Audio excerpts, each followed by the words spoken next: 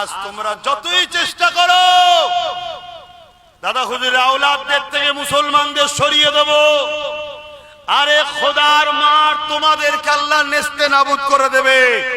সেই যে হুজুরের মোহাব্বত ভালোবাসার দোয়া দাদা হুজুরের আওলাদদের থেকে এই নবীর গোলামদের ঘরে কখনো কেউ সরাতে পারে না, ইনশাআল্লাহ কিয়ামত পর্যন্ত পারবে না। যারাই পাল্লা নিতে যাবে খোদা তাদেরকেই জাহান্নামে পিটিয়ে দেবে ইনশাআল্লাহ। বলুন ইনশাআল্লাহ। আবার আমাদের টাকা হলে অনেকের বুক ফেটে যায়, শুধু চিন্তা করছি কোথা থেকে আসে কোথা থেকে আসে। কপাল ফাটা তুই দেখতে পাবি নি, শুনছেন তো নাকি? তুই দেখতে পাবি নি, আর তোর আব্বা দাদু যা আছে সবাইকে লেগেও কিছু কুলখিনারা খুঁজে পাবি নি। কথা মুজা শুনছেন না শোনেননি? যারাই পাল্লা নিতে যাবে খোদা তাদেরকেই জাহান্নামে পিটিয়ে দেবে ইনশাআল্লাহ। বলুন ইনশাআল্লাহ। ধর্মকে মিটানো সম্ভব নয়। ওয়াম্মা বিনিআমাতি রাব্বিকা ফাহাদ্দিস, অহংকার না শুকরিয়া আদায় করে বলছি। যে ভালোবাসেনি তার ভিন্ন বিষয়। এমনও লোক ভালোবাসে যে আপনাকে জলসা করতে হবে না, শুধু যাবেন একটু দেখা দিয়ে চলে আসবেন, 1 লক্ষ টাকা দেবো। অহং মিথ্যা কথা বলছি, 1 লক্ষ টাকা দেবো, শুধু আমাদের গ্রামে যাবেন, একটু জলসায় হাজিরি দেবেন, দেখা করবেন, চলে আসবেন। এরকম ভালোবাসার লোক আব্বাস সিদ্দিকীর অনেক আল্লাহ রেখেছে। আলহামদুলিল্লাহ, আলহামদুলিল্লাহ। অহংকার নাই, আল্লাহ শুকরিয়া আদায় করে বলছি। কেন আমি এটা বলে কি বুঝাতে চাইছি? কেন এই এত মানুষের সঙ্গে আমার টান করালো কে? জোরে বলেন, জোরে বলেন, জোরে বলেন, জোরে বলেন, জোরে বলেন, জোরে বলেন। কেন? হুজুরের গোলামির পথ। তোমরা হুজুরের গোলাম, আমার নবীর গোলাম। গোলাম যে হবে তার সবকিছু হুজুরের জন্য। আমার বংশের মুরব্বী হযরত আবু বকর সিদ্দিক, রাসূল পাক সাল্লাল্লাহু আলাইহি সাল্লামের প্রথম সাহাবী। সেই সময়ের কথা, আজকের কথা নয়। সেই সময়ে শোনো ইতিহাস আমরা কারা। 400 কোটি টাকা, 400 কোটি টাকা সিদ্দিক আকবর আমার নবীর কদমে নজরানা হিসাবে দিয়ে দিয়েছে। জোরে বলুন সুবহানাল্লাহ, আরো জোরে বলো না সুবহানাল্লাহ। কথা বুঝে আসছে?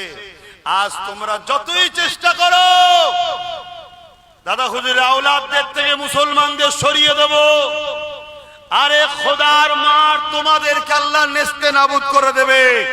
সেই যে হুজুরের মোহাব্বত ভালোবাসার দোয়া দাদা হুজুরের আওলাদদের থেকে এই নবীর গোলামদের ঘরে কখনো কেউ সরাতে পারে না, ইনশাআল্লাহ কিয়ামত পর্যন্ত পারবে না। পরকালে একসাথে জান্নাতও যাবে এরা। বলুন সুবহানাল্লাহ, বলুন ইনশাআল্লাহ। এর জন্য সম্পূর্ণ দোষী আমাদের মুসলিম উলামাদের মধ্যে যারা বলে আমরা রাজনীতি করি না, এই গাদ্দারগুলো সবচেয়ে বড় দোষী। কথা বুঝে আসছে না? নাই যেমন পানি ছাড়া মাছ বাঁচে না, পানি ছাড়া মাছ বাঁচে না, রাজনীতি ছাড়া মানুষ বাঁচতে পারে না। কেউ কাউকে সাপোর্ট করছে, ওটাও একটা রাজনীতি। কথা বুঝে আসছে না? নাই কিন্তু আমাদের খেয়াল করা দরকার এমন লোকের পক্ষে আমরা থাকবো যে আমার ধর্মের উপকার তাকে করতে হবে না। কারণ আমার দেশ সর্বধর্মের দেশ। দেশের সংবিধান কারো ধর্মকে প্রমোট করার বা ধর্মের বিরোধী করার ইজাজত সংবিধান ক্ষমতা রাষ্ট্রকে দেয়নি। অতএব কমসে কম যেন বিরোধী না করে, এটাও আমাদের খেয়াল রাখা দরকার আছে না? না কিন্তু আমরা তা রাখি না। আমরা কি করি? আমরা দূরে এত সরে গেছি, বা আমার সমাজকে এত দূরে সরিয়ে দিয়েছি, মুনাফিক মুসলমান আর ইসলামের দুশমন এক হয়ে গেছে। এক হয়ে গিয়ে তারা এই সব করে বেড়াচ্ছে, যা খুশি তাই করছে। করতে করতে করতে এবারে টার্গেট করেছে ইসলামকে মিশে দেব। আমার ভারতও চলছে না, চলে না? জোরে বলেন, আমি মিথ্যা বলছি না, সত্য বলছি। আওয়াজ দিয়ে বলবেন, জবানে হক কথা না বললে কিয়ামতের দিন আল্লাহ বুবা শয়তান করে তুলবে। আওয়াজ দিয়ে বলুন, আমার দেশও ইসলামের বিরুদ্ধে ষড়যন্ত্র চলছে, হ্যাঁ কি না? আওয়াজ আরো জোরে, হ্যাঁ কি না? আর আমার রাজ্য তো এই ষড়যন্ত্র চলছে, হ্যাঁ কি না? এই তো কদিন আগে দুর্গাপুরে আমার রাজ্য সরকারের রাজ্যে বোলডুজার দিয়ে মাদ্রাসা ভেঙে দেওয়া হয়েছে। জানেন না? জানেন না? তাহলে এটা আমাদের দোষ আছে না? না, সম্পূর্ণ দোষ আমাদের। আমরাই ভুল করছি, আমরা ভুল করেছি। আমি হুজুর, আমি নাই নেতা হব না, বসবো না, কিন্তু আমার তো মাথায় রাখা দরকার যে আমাদেরও পার্টিসিপেট দরকার, ভাগিদারি দরকার, আমাদেরও লোক থাকা দরকার। কি দরকার আছে না? না, এটা হুজুর হিসেবে আমার ভাবা দরকার নয়? হ্যাঁ, আল্লাহ আসতে আমরা জায়গা ছেড়ে দিয়েছি। 2 নম্বর মুনাফিক মুসলমান কিছু দেখা চাই, দেখো মুসলমান তো এই তো রয়েছে, এই তো রয়েছে, এই তো রয়েছে, অথচ প্রকাশ্য দুশ্মনের থেকেও খারাপ। প্রকাশ্য দুশ্মন এই মুনাফিক মুসলমান গুলো তাদের থেকেও খারাপ।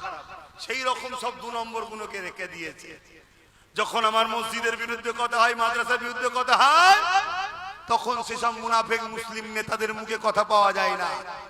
শুনছেন তো নাকি? হ্যাঁ, আর যখন তার দলের বেঈমান নেতা নেত্রীর বিরুদ্ধে কেউ বলে, তখন এই মুসলমান গুলো ঘর ভাঙে, কেস দেয়। কি করে না? করে না? অতএব এরা গাদ্দার মুসলিম সমাজের। অতএব এই গাদ্দার গুলোকে চিনা দরকার। আল্লাহ রসুল বলেছেন, প্রকাশ্য ইসলামের দুশ্মনের থেকেও এই মুনাফিক গাদ্দার গুলো আরো ভয়ঙ্কর। যদি মনে হয় শিক্ষার অভাব আছে, বস শিখাবো। কথা শুনছে? জুলুমের বিরুদ্ধে বলা হলো ইসলাম। জুলুমের বিরুদ্ধে বলার নাম কি? ইসলাম।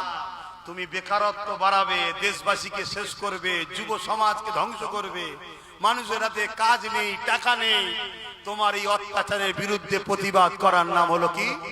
ইসলাম। অন্য কার ধর্মে কি আছে আমার জানার দরকার নেই। আমার ধর্মে যত নবী এসেছে, বেশিরভাগ নবী রাজনীতি করেছে, আর বেশিরভাগ নবী জালিম শাসকদের বিরুদ্ধে লড়াই করেছে। জোরে বলুন সুবহানাল্লাহ, আরো জোরে বলুন। আমাদেরকে ক্ষতি করেছে, আমাদের পিছখানে এক শ্রেণীর উলামারা আমাদের ক্ষতি করে দিয়েছে। তারা আমাদেরকে শুধু মসজিদ মাদ্রাসায় মধ্যে নিয়ে গিয়ে আর বলেছে, আমরা ওই জাকাত ফিতরা মসজিদ মাদ্রাসা নিয়ে আছি, আমরা এসব লাইনে নেই, ওগুলো তোমরা চালাও, ওগুলো তোমরা চালাও। আর ওরা আমাদের মেহনত করা প্রতিষ্ঠানগুলোকে মিটাচ্ছে।